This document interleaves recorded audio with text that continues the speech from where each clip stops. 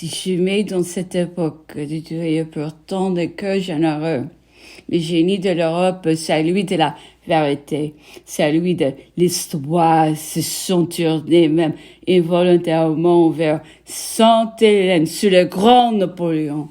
Si l'on cherchait dans cette île dont ils pensaient qu'on eût dû s'efforcer du moins de faire son Élysée, quelle n'aura pas été l'indignation d'apercevoir dans l'auréole des tontes d'actes immortels cloués sur un roc à la façon des Prométhées et sous les griffes de son ventu qui se délecte aussi à le déchiqueter pièce à pièce. Oh, quelle infamie! Quelle honte éternelle!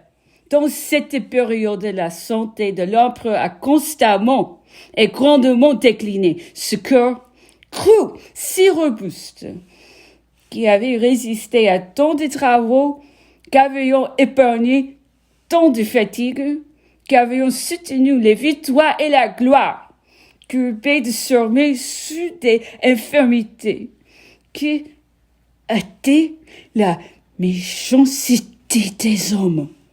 C'était presque chaque jour quelque incommodité nouvelle, des ressentiments, des fièvres, des fluxions violentes, des symptômes, des scorbut, des rhumes continuels. Les traites sauteraient, la marche devenait pesante, les jambes se gonflaient, nos cœurs se déchiraient, de les voir curieux, visiblement vers une destruction infaillible et prochaine. Tout le soin n'y pouvions rien.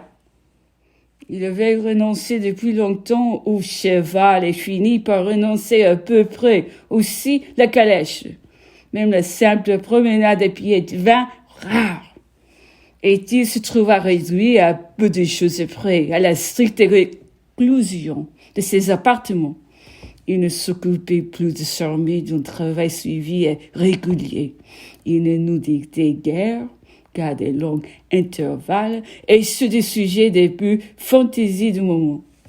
Il passait la plus grande partie du jour seul, dans sa chambre, occupé et feuilletait quelques livres, ou plutôt ne faisant rien.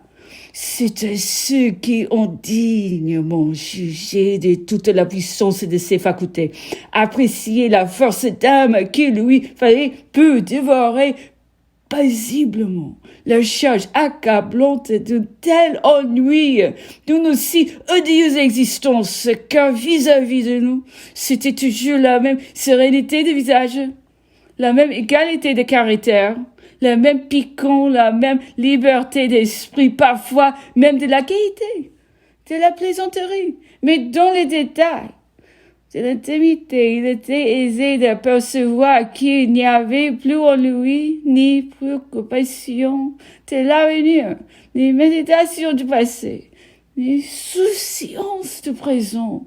Il obéissait passivement désormais à la nature physique, et dont on tire du goût de la vie. Les termes en étaient peut-être un secret désiré. Tel était l'état des choses quand je fus enlevé de Longwood. Car ce moment approche, il n'est pas loin. Je n'ai point que signé dans le cœur de mon recueil toutes les minutieuses circonstances de nos querelles avec le gouverneur, non plus que les nombreuses notes officielles échangées entre nous.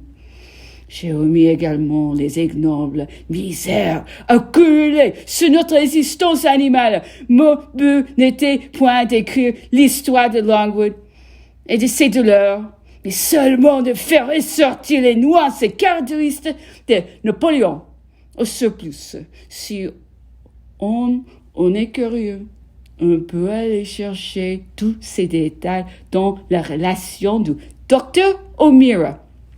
C'était petit à savoir, l'un de ceux sur lequel il frappait, qui de trop m'y arrêter, mais chez le docteur, qui n'en était que les témoins, qui nous étaient étrangers, qui étaient, on pourrait même dire, du parti adverse, ce soit de sa part et dont sa situation ne peut ne doit avoir était que le résultat d'une émotion profonde, d'une indignation généreuse qui honore son cœur.